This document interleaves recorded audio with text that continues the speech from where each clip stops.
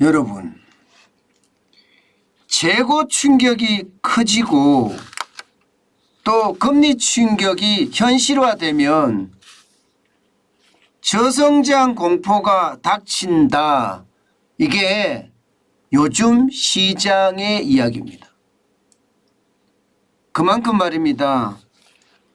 저성장의 고물가, 스태그플레이션의 공포가 점점 현실화돼 간다는 이야기입니다. 여러분, 이 지표 한번 보세요. 상반기 삼성전자 제품 재고 증가율입니다. 작년 대비해 보면 말입니다. 무려 110.5%나 늘어났습니다. 100%도 아닙니다. 110.5%가 늘어났어요. 쉽게 말하면 제품들이 지금 안 팔린다는 이야기잖아요. 게다가 삼성전자잖아요. 그러면 전 세계에서 제품이나 완제품이 안 팔린다는 이야기가 됩니다. 국내만 이야기하는 게 아니에요. 그것도 재고량이 이게 뭐 100%도 아니고 100%만 2배인데 그죠? 100%도 아니고 110.5%까지 늘어나는 것은 이것은 저성장의 징조다. 이미 저성장이 왔다. 뭐 이렇게 이야기할 수 있는 겁니다. 실질적으로 여러분 한번 보세요. 예, 제품 및 상품 17조 5,741억 원입니다. 지난해 같은 기간에는요. 상반기겠죠. 8조 3,491억 원이에요. 무려 말입니다. 재고만 9조 2,250억 원이 늘었습니다. 어마어마하게 늘었죠. 진짜 장난 아니게 늘었습니다. 문제는 여러분 보시는 것처럼 그래프에서 제품이나 상품의 재고만 늘어난 것이 아니에요. 반제품이나 제공품도 15조 1,791조까지 늘어났고요. 원재료나 저장품도 17조 8,413억까지 늘어났습니다. 무려 미착품까지도 아직까지 도착하는 제품의 재고까지도 1조 4,978억 원까지 늘었습니다. 전체 규모가 52조 922억 원입니다. 어마어마하죠. 재고가 엄청나게 늘어나고 있는 겁니다. 여러분, 삼성전자의 한 분기 매출액이 70조 가까이 됩니다. 70조.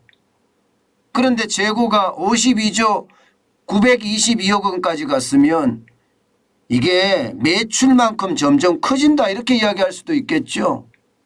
그러니까 재고가 이렇게 지금 많아지니까 이거 뭐지? 이거 경기 침체 신호탄 아닌가 지금 이렇게 이야기하고 있습니다. 삼성전자만 늘어난 것은 아닙니다. LG전자도 지금 재고 자산이 전년 동기 대비해서 1조가량 늘었고요. SK하이닉스도 1조가량 늘었습니다. 계속해서 재고가 늘어나는 거죠. 그러면 여러분 재고가 늘어나면 늘어날수록 이게 공장 가동률이 떨어질 수밖에 없겠죠. 공장 가동률이. 실제로 말입니다. 공장 가동률을 굉장히 많이 떨어뜨리고 있습니다. 지금 당장 말입니다. TV 영상기기 생산 라인 가동률은요. 63.7%까지 떨어졌습니다. 1분기만 하더라도 84.3%의 가동률이었거든요. 휴대폰도 마찬가지입니다. 81%에서 70.2%로 줄어들었고요. LG전자도 마찬가지입니다. 냉장고가 127%에서 119%로 줄였고요. 세탁기는 99%에서 81%로 그리고 에어컨은 129%에서 108%로 지금 공장 가동률이 줄어들고 있는 겁니다. 이렇게 되니까 이제 남는 인력은 어떻게 되지? 이런 이야기가 나올 수밖에 없겠죠. 남는 일. 공장 가동률을 줄이면 아무래도 인력이 남을 거 아니에요. 인력이. 인력이 남으면 대기업이기 때문에 당장 구조조정은 하지 않을 겁니다. 그렇지만 이 시기가 길어지면 어떻게 될까요? 길어지면요. 대기업이라고 해도 구조조정을 할 수밖에 없습니다. 그렇게 되면 일자리가 그만큼 줄어들겠죠. 사실 여러분도 알다시피 윤석열 정부가 출범하고 나서 말입니다. 지금 기업들은요. 고용을 더 많이 늘리겠다 했습니다. 실제로 10대 그룹은요. 5년간 38만 700명을 늘리겠다 이렇게까지 이야기했습니다. 삼성만 해도 8만 명, SK, LG, 롯데 각각 5만 명씩입니다. 현대차도 3만 명을 늘리겠다고 했어요. 3만 명을. 그야말로 어마어마한 인력을 늘리겠다고 혼장담을 했었지만 지금 재고가 이렇게 늘어나면 여러분 인력을 늘릴 수 있을까요? 투자를 할 수 있을까요? 쉽지 않습니다. 아무리 대기업이라고 하더라도요. 이게 투자 잘못했다가 낭패를 보는 경우가 있기 때문에 쉽지 않다는 이야기예요. 게다가 말입니다. 중국의 성장률이 지금 쭉쭉 빠지고 있죠. 미국도 침체 일로로 들어가고 있습니다.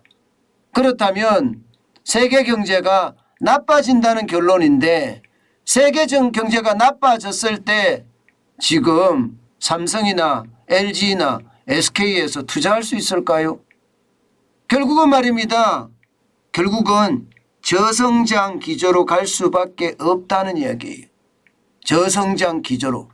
그런데 여러분 더 충격적인 것은 이 와중에 이제 금리를 올렸습니다. 이 와중에. 그러면 이 금리가 시장에 영향을 미칠까요? 당연히 시장에 영향을 미칩니다. 안 그래도 말입니다. 부채 공화국이라고 이야기할 만큼 가계도 기업도 정부도 경제 주체 모두가 부채가 어마어마합니다. 그런데 사상 처음으로 4번 연속 금리를 올렸단 말입니다. 작년 8월까지만 하더라도 우리 기준금리는 0.5%였어요. 지금 현재 대한민국의 기준금리는 2.5%입니다. 무려 말입니다. 1년 만에 2%포인트가 늘어난 겁니다. 2%포인트. 2%면 여러분 이게 장난 아닌 겁니다. 기준금리가 2%가 오르잖아요. 그러면 대출금리는 훨씬 더 많이 오르겠죠. 대출금리가 많이 오르면 오를수록 이게 소비자들은요. 이자에 대한 부담, 원금에 대한 부담 더 커질 수밖에 없습니다. 그러면 돈 안 쓰거든요. 게다가 지금 소비자 물가가 7월 기준으로 6.3%까지 올라갔잖아요. 7월 기준으로. 8월에도 소비자 물가는요. 5% 밑으로 떨어질 것 같지는 않습니다. 6%를 유지할 것 같아요.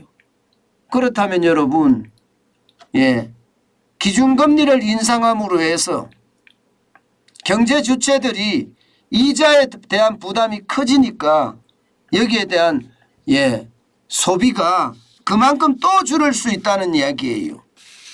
그러면 결국 말입니다. 기업 입장에서는 세계 경제가 나빠져서 재고가 늘어나는데 국내 소비도 앞으로 더 나빠질 수 있다. 그러면 재고의 양이 더 늘어날 수도 있다. 이런 얘기가 가능한 겁니까? 지금 있는 그대로 해석하면 그렇게 가능해집니다. 그렇게 되면 말입니다. 결국 대한민국 경제는요. 저성장의 늪에 빠진다 이렇게 이야기할 수가 있습니다. 실제로 한국은행도 말입니다. 여러분 올해 경제성장률 전망치를 낮췄습니다.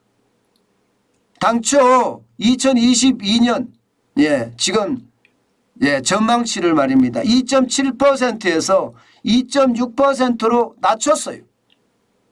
2.6%. 한국은행이 지금 실제로 낮췄어요. 지금 현재 말입니다. 8월 25일 현재 말입니다. 그런데 내년의 전망치는 더 떨어집니다. 2.4%에서 2.1%로 0.3%포인트나 낮췄습니다. 반면에 물가 보세요. 물가. 올해는 말입니다. 한국은행은 4.5% 될 거다 이야기를 했는데 결국 여러분 5.2%까지 올렸습니다.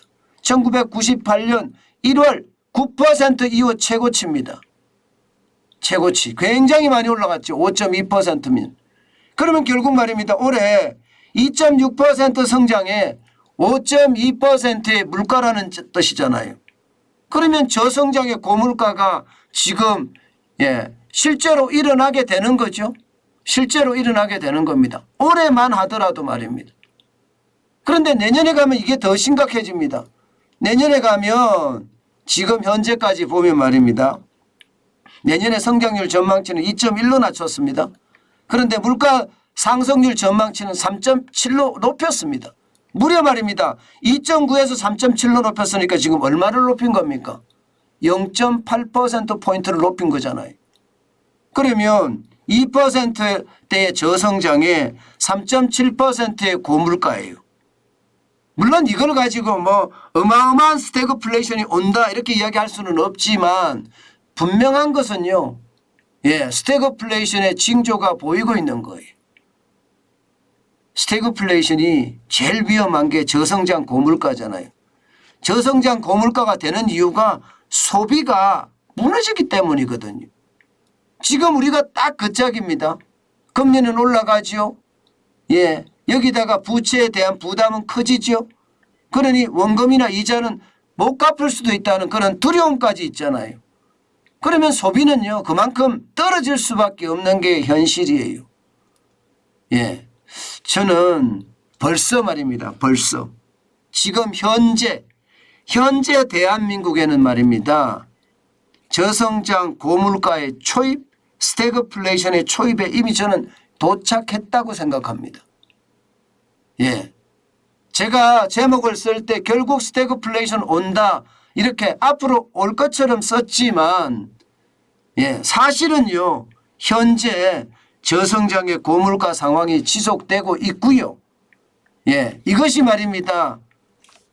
깊이가 더 깊어질까 두렵다는 뜻이 되는 겁니다. 현재까지 한국은행 그래도 보수적으로 잡았다고 저는 봅니다. 지금 물가라든가 성장률 저하에 대한 여러 가지 지표들을 보면 격차는 더 벌어질 것으로 보이거든요.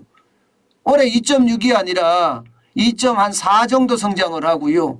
물가는 5.2가 아니라 5.3, 4까지도 올라갈 수 있다는 그런 이야기도 지금 현재 나오고 있거든요. 그렇게 이야기하면요. 2.4% 성장에다가 5.5%의 물가라. 당연히 저는 스태그플레이션이라고 봅니다. 문제는 스태그플레이션이 오면요. 우리 삶들이 굉장히 공공해져요. 물가가 너무 많이 올라가기 때문에 그렇죠. 게다가 말입니다. 일자리도 쉽게 잡을 수 없는 상황이 되기 때문입니다. 그만큼 말입니다. 저성장의 어떤 그 계곡은요. 많은 사람들한테 암울한 늪을 암울한 어떤 상황을 만들어줄 수밖에 없고요. 그것이 결국 물가 상승을 또 한 번 촉발시켜서 상황은 점점 꼬여갈 가능성이 굉장히 높다. 이 말씀 꼭 드리고 싶습니다. 여러분 이 말로만 스태그플레이션 하는데요. 정작 말입니다. 스태그플레이션이 터지면요. 이게 격차가 좀 큰 스태그플레이션이 터지면 경제는 악소리가 날 수밖에 없는 게 현실입니다. 저는 스태그플레이션이 지금은 작은 스태그플레이션이라고 이야기할 수 있지만 앞으로 다가올 큰 스태그플레이션이 일어날까 솔직히 두려워합니다.